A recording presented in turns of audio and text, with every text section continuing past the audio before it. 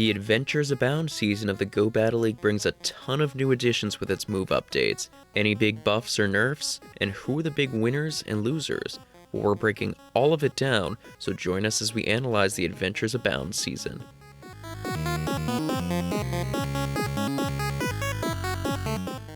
Welcome back, everyone. With the season of Hidden Gems concluding, we've got a brand new GBL season upon us, and there's a ton to cover, so let's start off with the brand new moves.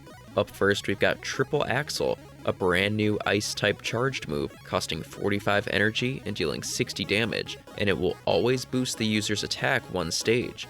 Essentially, this is the exact same as Icy Wind, but instead of lowering the opponent's attack, it boosts your own. And all in all, that's a fantastic attack. As for the recipients of the move, there's a ton of them, all of which are shown on the screen. Now, most of these I think are fine additions, but I do think this will allow Serena to be a little more oppressive in cups, Gardevoir to have some additional coverage, Lopunny to have a unique dual ice and fire moveset with modest bulk, but most of all, I think Hitmontop will be the big winner with this move. Hitmontop has several great attacks now, with the powerful counter, Triple Axle for self-buffing and ice coverage, and close combat for a powerful nuke move.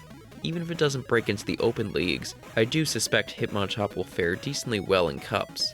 Next, we come to Trailblaze, a 50 energy grass charged move that has 65 power and also increases the user's attack one stage, making it a grass type clone of Flame Charge, which is a decent attack.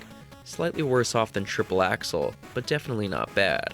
Now honestly, I don't think this move will do a ton for many of these Pokemon, but it's still a nice option. Greedent will gain more powerful grass coverage and Ursaluna as well, though I do still think both may prefer their other charged moves. Most notably though, Ampharos may gain a lot more utility with Volt Switch, Brutal Swing, and Trailblaze, giving it a decent variety of type coverage, especially in the Ultra League. Finally, we move on to Scorching Sands, a ground-type charged move costing 50 energy, does 80 damage, and has a 30% chance to debuff the opponent's attack, making it a clone of the move Scald, which is another great attack. Now this move could see some nice use for coverage on Ninetales, and I think Flygon and Palossand will like it over Earth Power as well. Diggersby too, especially with Earthquake being nerfed, something we'll talk about soon enough. As for Excadrill, it's kind of a toss-up. It takes Excadrill one more Mud Shot to get to Scorching Sands than Drill Run, and both have the same power. The only advantage for it would be the potential debuff to the opponent, but it's just a chance, so I think Drill Run will be a safer bet. Overall, these new moves are all pretty solid, but they won't be warping any of the open metas too much. I do think several recipients of these moves will excel in cups though, like Diggersby and Hitmontop. But now let's move on to the existing move updates, including buffs and nerfs. First we have Spark, which now loses energy gain, but gains 2 power. While this is a rework of the move, it's effectively a nerf to Lantern, who will still see use, but it'll be less spammy, and thus it'll be knocked out of the core meta. Still, I think it'll remain solid in cups. The other fast move getting tweaked is Astonish, which is finally getting a buff, but unfortunately, its energy gain still isn't where it needs to be. It needed to be brought up to the level of Snarl and Rollout, but it falls a bit short. So while it may help some Pokemon, I don't really expect it to have a big impact. When it comes to charged move adjustments, Psychic will lose 5 damage, dropping to 85 power, which will most notably hurt Medicham, which I'm sure most of us are pretty glad to see. Medicham will still be good, but its psychic coverage was very important to it, so losing some power there will help balance it a little bit. It's not a huge nerf to Medicham, but that combined with the next buff, and I think Medicham will certainly be knocked down a peg. But next, we have Aerial Ace getting a nice buff. Going from 45 energy to 40 turns the move from a really mediocre one to a pretty decent move. It's on a ton of different Pokemon, but notably, Togetic, Togekiss, Serperior, Tropius, Hawlucha, and especially Mandibuzz will like this move getting cheaper.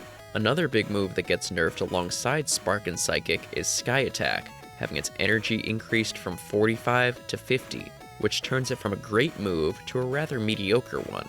50 energy for 75 power is just fine.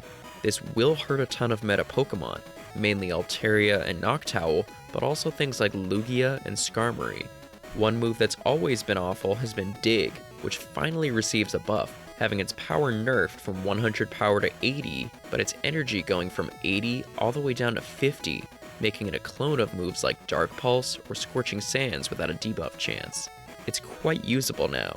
Overall, this won't have a huge impact on many Pokemon, except maybe Gligar, but there will be multiple Paldean Pokemon who will be getting this move in the future, so it'll be nice for those.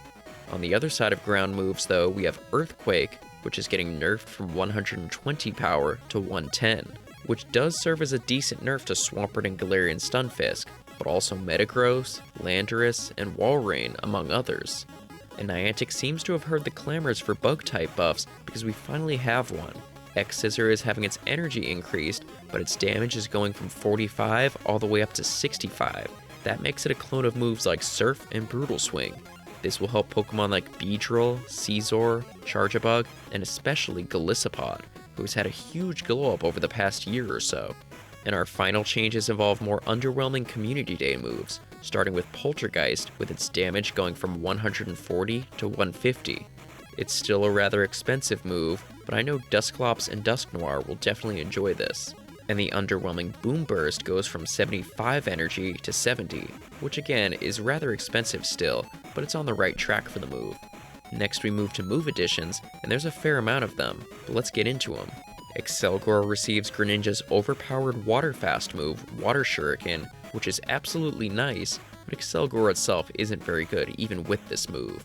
The Magnemite line and Regieleki receive Volt Switch, and while this does nothing for Regieleki, it does help Magnezone after the Spark nerf, now able to hit harder and generate more energy. The only issue will be Volt Switch's slower turn count, but it's still a nice addition to it. Swalot, Greedent, Krogunk, and Toxicroak all receive the high energy generating Mud Shot. Now I think Toxicroak will still want counter most of the time, but this does help Swalot a little bit. Greedent will see the biggest buff with this move, being a bit spammier than with Bullet Seed, and also being more flexible. Next up we have Onix, Steelix, Rhydon, Rhyperior, Sceptile, Heliolisk, and Regidrago all getting the debuffing move Breaking Swipe. This will be nice for Rhyperior in the Master Premier Cup and give Sceptile a little more use, while Regidrago still lacks a decent fast move. But I think the big winner of this move is Steelix, which can now run the double debuffing moveset of Psychic Fangs and Breaking Swipe, or run Breaking Swipe with one of its stronger moves. But still, it's a great addition to an already bulky Pokemon. Moving on, Blaze Kick is given a Hitmonlee, Mineshaw, Incineroar, Riolu, and Lucario. This will help Incineroar and Lucario just a little bit, but none will be super good even with this addition. Next is Razor Shell, which is distributed to the Krabby line, Shelter line, Corphish line, Barbaracle, and Golisopod. And honestly, while this may be nice in some niche scenarios, I don't expect any big changes with this move. Golisopod likely prefers the newly buffed X-Scissor and Liquidation. And for the final move addition, we have Magical Leaf being distributed to a whole bunch of Pokemon. But honestly, while Magical Leaf is a decent move, none of these Pokemon are really going to see big improvements with it. However, Magical Leaf does improve a few of them as grass raid attackers, notably Decidueye, Roserade, and especially Shaman Skyform. No more having to rely on Hidden Power Roulette for Shaman. So a lot of stuff this season, but how do I think the meta is going to change? Well, I think the biggest changes come with Lantern and Medicham's nerfs, along with all of those with Sky Attack, which was also nerfed. Less Altaria, Noctowl, and Skarmory in the Great League specifically, but we'll also see new meta flying types rise like Mandibuzz with the improved Aerial Ace. We'll have to see how things play out, but I'm expecting quite a few changes going into the new season. But are you excited for these move updates? Any specific buffs or nerfs you're excited for, or maybe upset with? Let me know down in the comments below. And we've got analyses on the way for the new Paldean Pokemon this season, so be sure to subscribe so you don't miss those. Until then though, thanks so much for watching, and we wish you the best of luck in the Adventures Abound season. Take care.